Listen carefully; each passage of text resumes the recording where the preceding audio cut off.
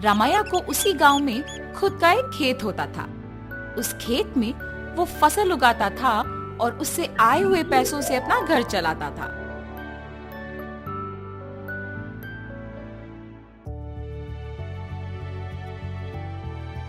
हमेशा की तरह इस साल भी फसल तो मैंने उगा दिया।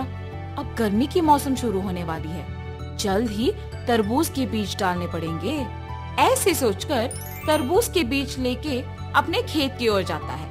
अरे रे, मैं तो भूल ही गया कि इस साल गांव में पानी नहीं है। मुझे अपने खेती के लिए पानी कहीं से भी लाना होगा, वरना इस साल मैं अपना घर नहीं चला पाऊंगा। ऐसे अपने आप में सोचते हुए दुखी होता है। इतने में उसके पड़ोसी खेत का मालिक विश्वनाथ रामैया को देख उसके पास आता है। अरे रामैया, इतना क्या सोच रहे हो कि मेरा आना भी देखा नहीं तुमने? विश्वनाथ, तुम्हें तो पता है कि मैं हर साल चावल की फसल के बाद तरबूज उगाता हूँ, मगर इस साल गांव में पानी ना होने के कारण मैं तरबूज नहीं उगा सकता हूँ। मैं अपना घर कैसे चलाऊंगा? क्या तुम पानी के बारे में इतना सोच रहे हो? उसमें क्या है, इस सारे गांव में सिर्फ मेरे ही खेत में तो मोटर है। मेरे मोटर का उपयोग करके तुम हमेशा की तरह अपने खेत में तरबूज उगाओ।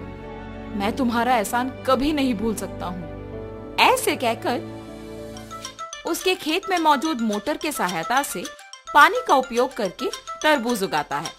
कुछ ही महीनों में उसके खेत में तरबूज अच्छे उगते देख बहुत खुश होता है। हर साल से ज्यादा तो इस साल तरबूज उगे हैं, इनको बेचूंगा तो बहुत सारे पैसे मिलेंगे। ऐसे सोचकर सारे तरबूजों को बेचने दुकान जाता है। वहाँ दुकानदार तरबूजों को लेके पैसे देता है। ये सब उसी दुकान के पास मौजूद विश्वनाथ देखता है। रामैया को तरबूज की फसल उगा के बहुत सारे पैसे मिले हैं। मेरे पानी देने के वजह से ही ये उसके लिए मुमकिन हुआ है, इसीलिए आए हुए पैसों में आधा हिस्सा मुझे मिलना चाहिए।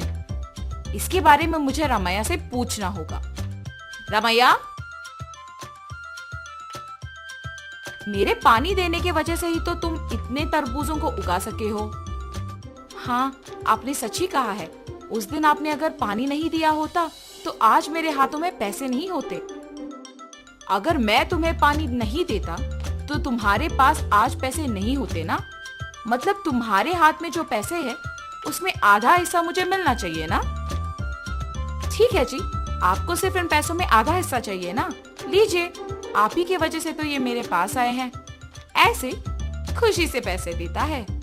मैंने सोचा कि तुम पैसे नहीं दोगे, लेकिन तुमने मेरा एहसान वाकई चुका दिया। मेरे पूछने पर बिना सोचे तुमने पैसे बस दे दिया। तुम अगर ऐसे ही रहोगे तो तुम्हारी अच्छाई ही तुम्हें नष्ट कर देगी। ऐसे कहकर पैसे लेके वहां से चले जाता है। अब मेरे पास कुछ ही पैसे बचे हैं, इनके साथ मुझे कोई व्यापार शुरू करना होगा, मगर कौन सा? ऐसे सोचते रहता है। इतने में ही बगल में उसे एक आदमी कटे हुए तरबूज एक बंडी पे बेचते हुए नजर आता है।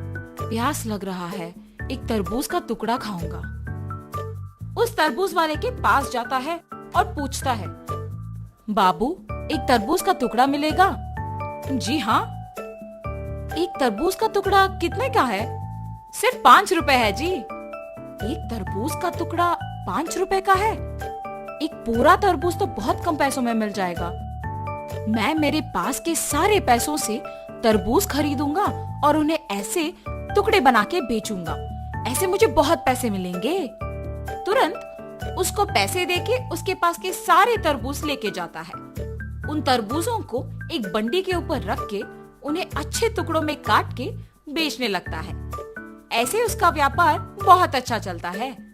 हर रोज की तरह एक दिन वो जब तरबूज बेच रहा था, आप सबको पता है कि इस गांव में कुछ दिनों से चोरी हो रही है। जो भी इन चोरों को पकड़ के जमींदार जी के हवाले करेगा, उनको जमींदार जी अभिनंदन करके तोहफा देंगे।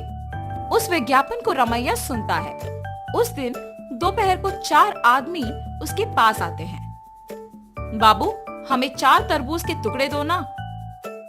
बाबू, आपको इस गांव में मैं कभी नहीं देखा। गांव में नए आए हो क्या? हाँ जी। किसके घर में रह रहे हो बाबू? पास में जान पहचान के लोग हैं तो उन्हीं के घर में है। इतने में रमैया को सुबह का विज्ञापन याद आता है। वो लोग भी हिचकिचाते हुए उसको पैसे देके जल्दबाजी में वहाँ से निकल जाते हैं। मुझे इन लोगों को देख के लग रहा है कि यही वो चोर हो सकते हैं। इनका पीछा करूंगा तो सच पता चल जाएगा, मेरा शक भी चला जाएगा। ये फैसला करके उनका पीछा करता है।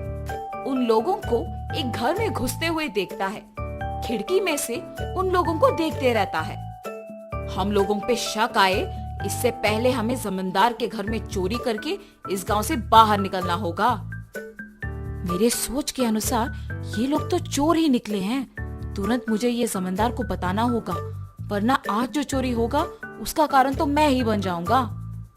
तुरंत वो वहाँ से जमींदार के पास जाता है। जमींदार साहब, जमींदार साहब। अरे क्या हुआ रामैया, यहाँ आए हो? इस गांव में हो रही चोरियों के पीछे जो लोग हैं वो मुझे पता है, यही बताने आपके पास आया हूँ मैं। इतना ही नहीं, मैं उन्हें ये कहते हुए सुना कि वो आज आपके घर में चोरी करने वाले हैं, इसीलिए तुरंत आपके पास आया हूँ। ऐसे सब कुछ जमींदार को बताता है। क्या तुम्हें पता है कि वो लोग कहाँ हैं? जी साहब, पता है।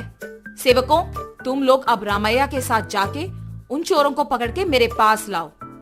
जी प्रभु। जमींदार के आज्ञा के अनुसार सेवक उन चोरों के घर जाके उनको पकड़ के जमींदार के पास लेके आते हैं। उन चोरों को पकड़ने के लिए गांव वालों के सामने रमैया का अभिनंदन किया जाता है और जमींदार उनके वचन के अनुसार उनके जायदाद में एक हिस्सा उसको देते हैं। तुम्हारे अच्छाई की वजह से ही तुम उनके जायदाद में एक हिस्सा पाए हो।